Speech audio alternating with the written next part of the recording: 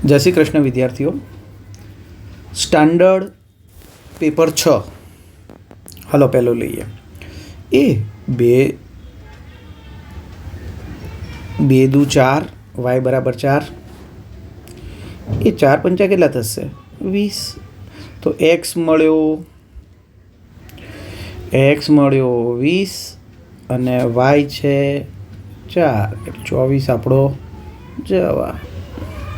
લો બીજ પરસ્પર વ્યસ્ત. તો એ બરાબર સી. એ એટલે 5, સી એટલે 2m - 9 સામને જા.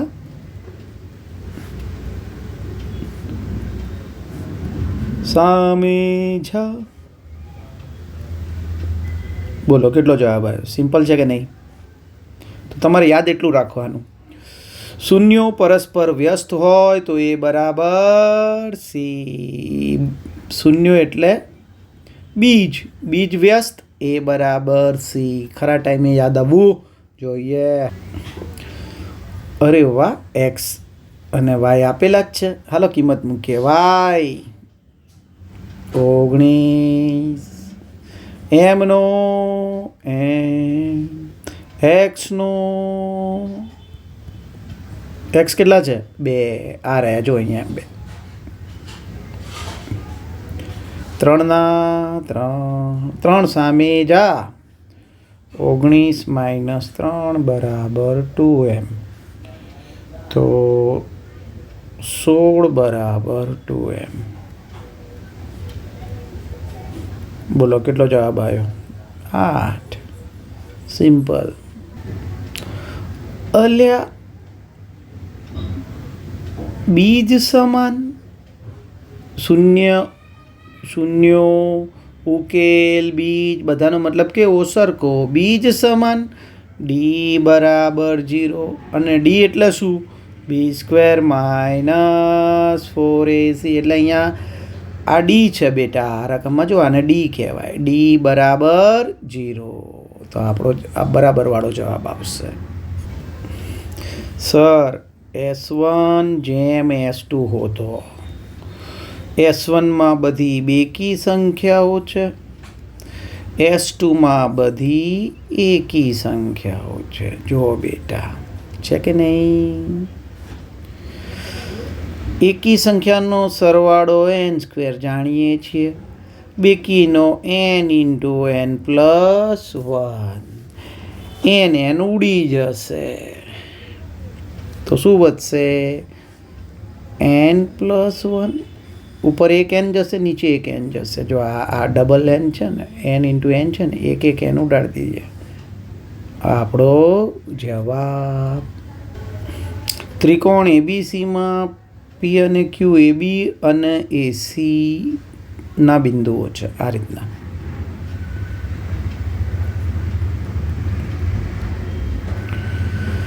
કયા છે P અને Q? AP 5, PB 12, AQ 8 અને AC શોધવાનો. બરાબર છે. તો આપણે આ રીતે શોધી શકીએ. 5 ને 12 આ આખું કેટલું થશે? 17 થાય. સૂત્ર વાપરીએ, આખું 17 લખીએ. AP ઉપરનો ટુકડો, આખો ટુકડો, ઉપરનો ટુકડો, આખો ટુકડો, ઉપરનો 5, આખો 17. દેખાય છે ને 17 આકૃતિમાં જોવાનું. AQ કેટલા? 8. જો આ જો 8. અને AC આપણે શોધવાનો છે. સિમ્પલ.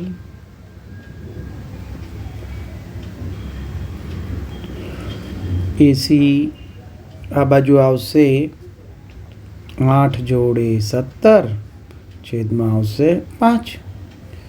ચાલો 17 × 136 અપોન 5. 5 વડે ભાગી નાખવાનો એટલે આપણો જવાબ 136 ભાગ્યા 5. 5 દુ 10, 5 સિત્તા 35. 27 વાળો જવાબ આ જ છે ને, જોઈ લો કેટલો જવાબ આવશે, 27.2. ઓકે, 6 0. યા માર્ક્સો દોરી દઈએ આપણે. સમજો અહીંયા 6 0 છે, આ બિંદુ 6 0, આ રહ્યું એ 12 0. અહીંયા 6 હોય, અહીંયા 12 હોય તો અહીંયા 15 હોય, એટલે એ આટલે 15 હોય, અહીંયા 15 હશે, 15 0. પણ આપણે શું છે 15 5 વાળું બિંદુ લેવું છે. તો જો અહીંયા 1 2 3 4 5 એમ આગળ વધીએ, અહીંયા 1 2 3 4 5. તો એ બિંદુ ક્યાં આવશે, આમાં કરીએ તો આ બિંદુ છે ને એ ભાઈ 15 5 છે, એનું નિરૂપણ અહીંયા થાય. તો ત્રિકોણ બનાવીએ તો 6 0 12 0 અને આ રીતનો ત્રિકોણ બને. દેખાય જ તમને, આ રીતનો ત્રિકોણ બન્યો, ત્રણેય બિંદુઓ. હવે આનું ક્ષેત્રફળ 1/2 પાયો ગુણ્યા વેધ. પાયો કેટલો છે, આ 12, અહીંયા સુધી 12 કહેવાય અને અહીંયા સુધી 6 કિલોમીટર કહેવાય. અહીંયાથી માપવાનું ચાલુ કરીએ આટલેથી આટલું, તો આ 12માંથી આટલેથી આટલું આ 6 બાદ કરીએ એટલે 6 વધે, આ 6 કહેવાય. અને ઊંચાઈ એટલે આ રહી, આમ હું બતાવું એ, આ આપણને ઊંચાઈ અથવા વેધ કહેવાય. વેધ એટલે હાઈટ, ઊંચાઈ કેટલી છે તો આપણે અહીંયાથી 5 પરથી ખબર પડી જાય આપણને ઊંચાઈ કેટલી છે. તો કેટલી છે, 5 છે. ઓકે, તો 6 ગુણ્યા વેધ 5, કેટલો જવાબ આવશે, 15. ફરી વાર ત્રણેય બિંદુઓનું નિરૂપણ કરવાનું. હાઈટ આપણને 5 મળે, ક્યાંથી મળે તો અહીંયા જોઈ લો, આ બાજુ આ જ હાઈટ છે. જો અહીંયા હું એરો કરું છું લેફ્ટ સાઈડ, જુઓ એ જ હાઈટ અહીંયા મળે, વેધ મળે. આ રહ્યો વેધ, ગાંઠો બનાવું છું જો વેધ. અને પાયો આ રહ્યો, 12માંથી 6 જાય ને ભાઈ, આટલું અંતર મળી જાય ને. જો અહીંયાથી માપીએ આટલેથી આટલું, આ 12 અને આ 6, તો કેટલું થયું, આ વચ્ચે 6 થાય ને. ओके, मैं तो साइन वाला हूँ, मैं तो साइन वाली हूँ. बेटा 1/2 ने कहेवाय साइन 30. तो जो खूणो सरखावीए, सिंपल है कि नहीं. 30 मांथी 10 जशे, केटलो जवाब आव्यो, 20. એટલે ચક્રીય ચતુષ્કોણ, સામસામેના ખૂણા, એની સામે સી હોય, બીની સામે ડી હોય. કેટલાની આઈસ્ક્રીમ ખાય, 180. બીએ કેટલાની ખાધી, 60ની.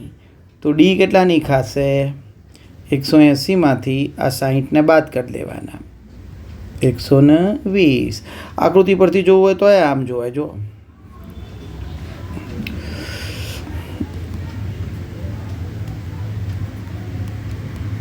આ 60નો છે, તો સામેવાળો આપણને પૂછ્યો છે કેટલા આવે, 120.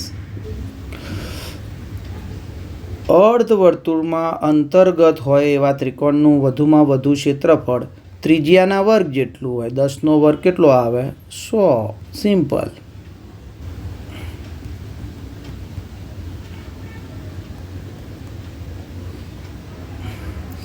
ઓહો, 3 સેમી ત્રિજ્યાવાળા સફરજનની કિંમત 8 રૂપિયા. તો 6 સેમીવાળાની કેટલી? ભાઈ અહીંયા ત્રિજ્યા ડબલ થાય છે.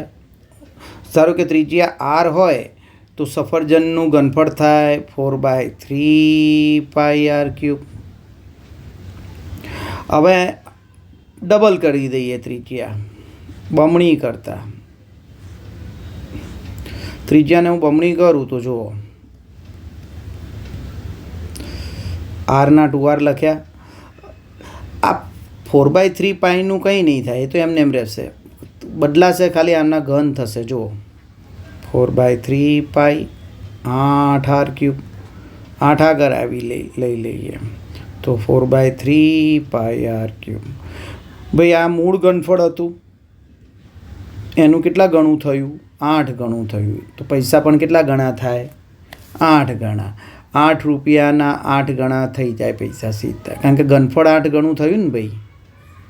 ઘનફળ 8 ગણું તો પૈસા પણ 8 ગણા થાય. 64. પ્રથમ n પ્રાકૃતિક સંખ્યાનો મધ્યક. શું વાત છે! ક્યાં સુધી? n સુધી. તો ટોટલ સંખ્યાઓ કેટલી? n. એનો મધ્યક. ચલો એમનો સરવાળાનું સૂત્ર જાણીએ છીએ. n/2 n + 1 n કટ માટે જવાબ આવ્યો 2 આવશે નીચે. n + 1/2. સિમ્પલ. સૂત્ર જાણો છો?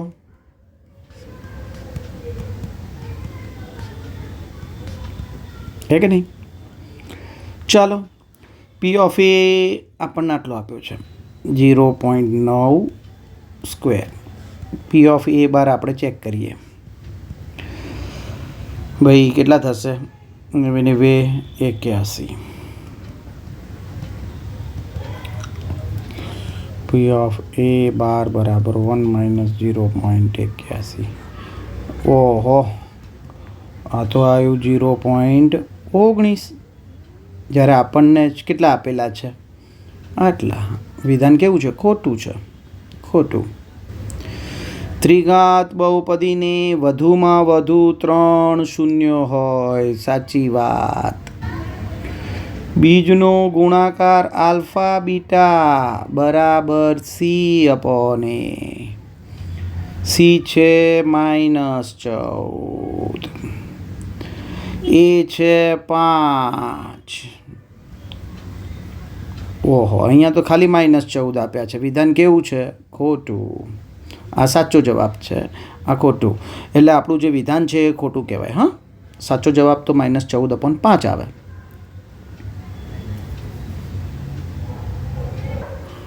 જો સમરેખ બિંદુઓ તો આમ તો ચેક કરવા પડે, પણ કોઈ આમ જો સરખા આપેલા હોય ને, જો y આમ સરખા છે, 2ના સરખા હોય તો ત્રીજાના 4 જ હોવા જોઈએ. અહીંયા 8 છે, માટે સમરેખ બિંદુ હોઈ શકે નહીં. વિધાન કેવું છે? ખોટું. ઓકે. આકૃતિ દોરીને પણ સમજી શકાય. 2 4 1 2 3 4 5 6 7 8. ઓકે.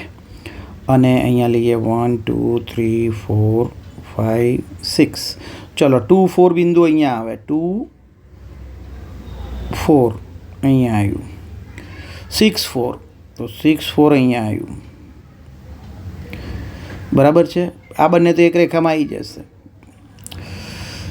2 બિંદુઓ તો આવી ગયા મસ્ત. 2 4 અને 6 4. હવે 4 8. તો 4 8 બિંદુ અહીંયાથી ચાલુ થાય તો 4 8 7 8 અહીંયા આવે. એટલે આ તો બિંદુઓ સમરેખ બનતા નહીં, અસમરેખ છે. એટલે જ ત્રિકોણ બનાવે છે. આ રીતે નિરૂપણ કરીને પણ જોઈ શકાય. 8 સેમી ત્રિજ્યાવાળા વર્તુળને અંતર્ગત હોય એવા ચોરસનું ક્ષેત્રફળ. ચોરસનું ક્ષેત્રફળનું સૂત્ર L², બાજુનો વર્ગ. હાલો, બાજુ લાવવી પડશે ગમે ત્યાંથી. ચોરસનું ક્ષેત્રફળ બાજુ લાવવી પડશે. આપણે લાવીએ છીએ. ચલો, અંતર્ગત ચોરસ તો દોરી દઈએ. ત્રિજ્યા કેટલી છે? 8. એ 8 છે તો આ પણ 8 થાય. બધી 8 થાય. 8 8 8 8 બધી ત્રિજ્યાઓ 8. તો આ બધા 90ના ખૂણા બને. તો 8 8 આ બાજુ કેટલી આવશે? 8√2. 5 5 5√2. 7 7 7√2. 3 3 3√2. ભણ્યા છે કે નહીં? 2 2 2√2. એમ 8 8 8√2. ચલો, બાજુ મળી ગઈ આપણને. બાજુની કિંમત અહીંયા મૂકી દઈએ. 8√2 અને એનો વર્ગ. 8નો વર્ગ અને √2નો. 8નો થાય 64 અને √2નો થાય 2. 64 × 2 128 આપણો જવાબ. જેનું લક બહુ સારું હોય ને એનું બહુલક ઝેડ કહેવાય. જો અહીંયા 15નું લક બહુ સારું છે. કેટલી વાર મજા લે છે મારો બેટો? 3 વાર. માટે બહુલક કેટલો બન્યો? 15. 25 20ના અવયવો પાડીશું આપણે.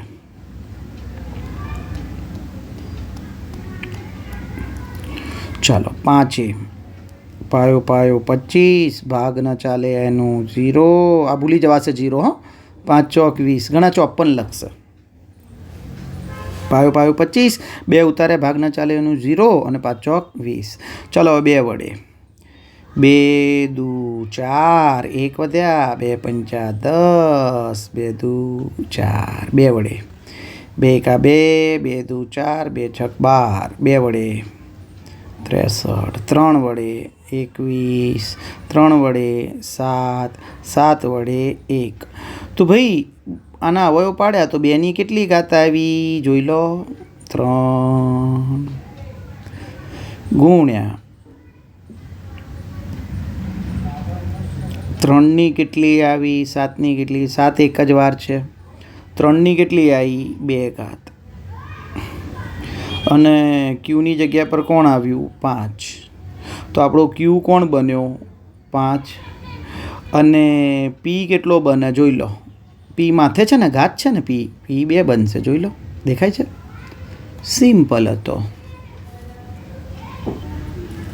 સૌથી મોટું રણ 23 y² વત્તા 2y વત્તા 1 બરાબર 2ના ફુવારા ઉડાડો. 2y 2 તરી 6, 2y કટ. એ y² હવે જવાના નથી, રહેવાના જ છે. 2 ઘાત રહેવાની જ છે, માટે દ્વિઘાત સમીકરણ છે alpha plus beta plus gamma બરાબર -b/a. ક્યાં છે? આ રહ્યો જવાબ.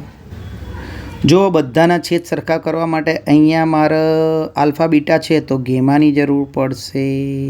ગેમા મૂક્યા. અહીંયા આલ્ફાની જરૂર છે, અહીંયા આલ્ફા ઉપર અને આલ્ફા નીચે. અહીંયા બીટાની જરૂર છે, બીટા ઉપર બીટા નીચે. તો બધાના છેદ ઉપર નજર કરો, સરખા થઈ ગયા. Alpha beta gamma, alpha beta gamma. છેદ સરખા તો છેદ એક વખત આલ્ફા બીટા ગેમા. ઉપર આવ્યું ગેમા આલ્ફા બીટા. અને આનું સૂત્ર આપણે જાણીએ છીએ, alpha plus beta plus gamma. ઉપર જ જોયો, જો ઉપર આપેલું જ છે 21માં -b/a. અને આનું -d/a. એ કટ, માઇનસ માઇનસ કટ. તો જવાબ આવ્યો b/d. ઓકે, ચલો ચકાસીએ. આપણને નિત્યસમ આવડે છે. sec² - 1 એટલે tan², એનું વર્ગમૂળ થાય 10. cos² - 1 એટલે cot², એનું વર્ગમૂળ થાય cot. 1 - sin² એટલે cos², એટલે થયો cos. તો cos ક્યાં છે? આ રહ્યો. તો 24નો જવાબ બન્યો C. અને કોટવાળો જવાબ ક્યાં છે? અહીંયા છે B આગળ. ઓકે, ચેનલ સબસ્ક્રાઈબ કરજો, શેર કરજો બીજા વિદ્યાર્થીઓને.